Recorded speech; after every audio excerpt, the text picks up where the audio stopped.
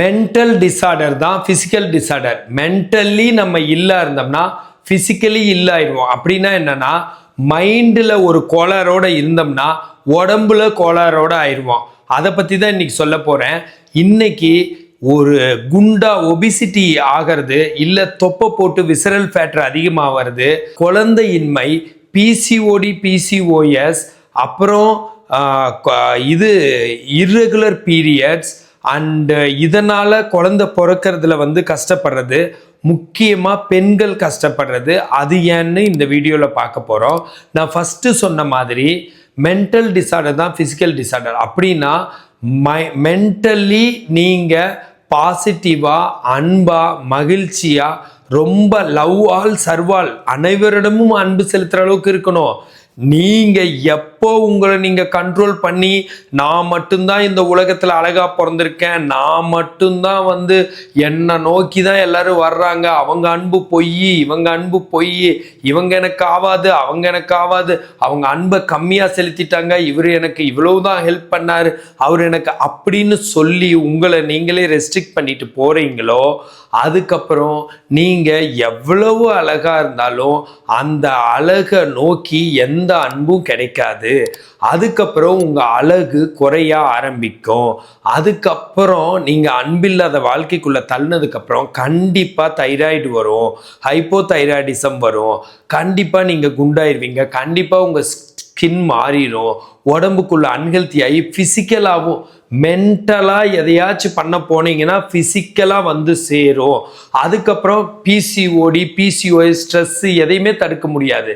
இப்போ நீங்கள் இப்போ இளமையாக இருக்கிறீங்கன்னா, இளமைங்கிறது என்ன, நீங்கள் படித்து வாங்கின பட்டமா? இளமைங்கிறது ஜஸ்ட் எல்லாரும் இளமையாக இருந்துதான் வயசாக இருக்கிறாங்க. வயசானவங்களை பார்த்து இளமை என்னமோ பெருசாக நீங்கள் ஐ எம் இளமை அப்படின்னு நினச்சிடக்கூடாது. அதே தான் எல்லாத்துக்குமே வருது. நான் ஒரு பெண் அப்படின்னு நினச்சிடக்கூடாது. பெண், இளமை இதெல்லாம் உலகத்தில் இருக்கிறது தான், அது இல்லாதது ஒன்றும் கிடையாது. நீங்கள் இல்லாத ஒரு அதிசயமான ப்ராடக்ட் கிடையாது. உங்களை நீங்கள் அதிசயம்னு நினச்சி ஓரத்தில் ரெஸ்ட்ரிக்ட் பண்ணி எல்லாருக்கும் ஊறுப்பட்ட ரூல்ஸ் போட்டு யாருமே உங்ககிட்ட அன்பாக இருக்காத ஒரு சூழலை உருவாக்கினீங்கன்னா, நீங்கள் கையில் வெண்ணெயை வச்சுட்டு நெய் காலைஞ்ச மாதிரி. இந்த அன்பு கிடைக்க வேறவங்க ரொம்பவுமே போராடி வர வேண்டியதாக இருக்கும். அது உங்களுக்கு ஈஸியாக கிடைக்கிறப்போ அந்த அன்பை அக்செப்ட் பண்ணிட்டு எல்லாருக்கிட்டையும் அன்பாக இருக்கிற ஒரு வழக்கத்தை வச்சுருக்கணும். அப்படி வச்சுருந்தா உண்மையை சொல்கிறேன், உங்கள் ஹார்மோன்ஸ் எல்லாம் கரெக்டாக வேலை செஞ்சு இப்படி ஹார்மோனல் இம்பேலன்ஸ் ஃபிசிக்கலாக செம்ம ஃபிட்னஸ் இல்லாமல் ஆக மாட்டீங்க. தைராய்டு வராது, உங்கள் ஹார்மோனல் இம்பேலன்ஸ் வராது, உங்களோட வெயிட்டை கண்ட்ரோல் பண்ணுற லெப்டின், கிரெலின், இன்சுலின், இல்லை T3 T4, இல்லை உங்கள் ஸ்ட்ரெஸ்னால் உருவாகிற கார்டிசோல், இந்த ஹார்மோன்லாம் குண்டுக்க மண்டக்க வேலை செஞ்சு உங்களை அப்படி பண்ணாது.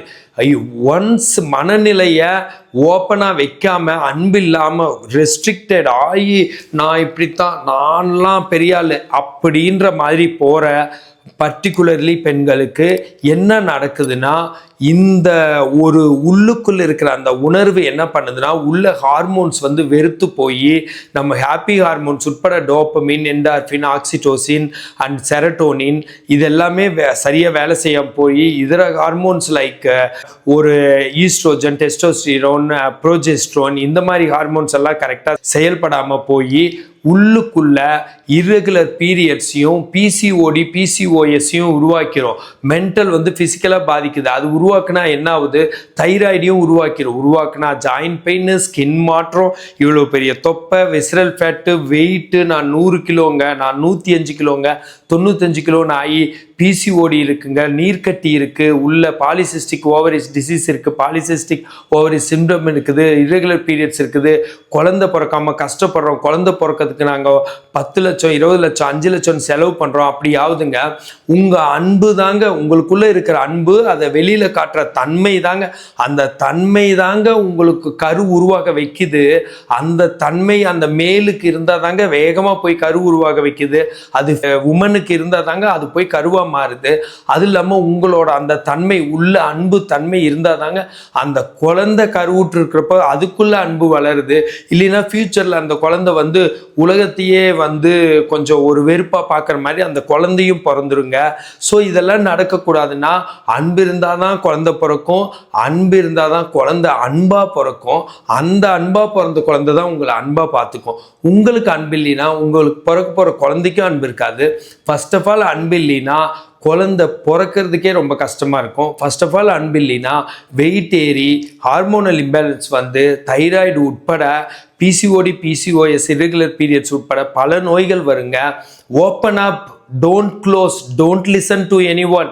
யார் சொன்னாலும் நம்பாதீங்க. அன்பு ஒன்று தான் தீர்வு, மகிழ்ச்சி தான் தீர்வு, அன்போட தான் மகிழ்ச்சி. உங்களுக்கு கண்டிப்பாக பேசுறது, ஒரு நல்ல காம்ப்ளிமெண்ட்ரி, ஒரு ரொமான்ஸ் கண்டிப்பாக இதுக்கு மேலே இருக்குது. நான் அதை சொல்ல மாட்டேன், நீங்களே புரிஞ்சுக்கோங்க. இந்த மாதிரி தாங்க ஹெல்த்தியாக இருக்க முடியும், வேற எந்த ரூபத்திலையும் இருக்க முடியாதுங்க. கடவுள் இதைத்தான் விருப்பப்படுறாரு, இதைத்தான் அன்பு தாங்க கடவுள். நீங்கள் கடவுள், நான் கடவுள். பர்டிகுலர்லி பெண்கள் ரொம்ப பவர்ஃபுல் கடவுள், காடஸ். நீங்கள் ரொம்ப நல்லா இருக்கணும், அதனால தான் நான் இதெல்லாம் சொல்கிறேன். என்னை எதுவும் நினச்சிக்காதீங்க.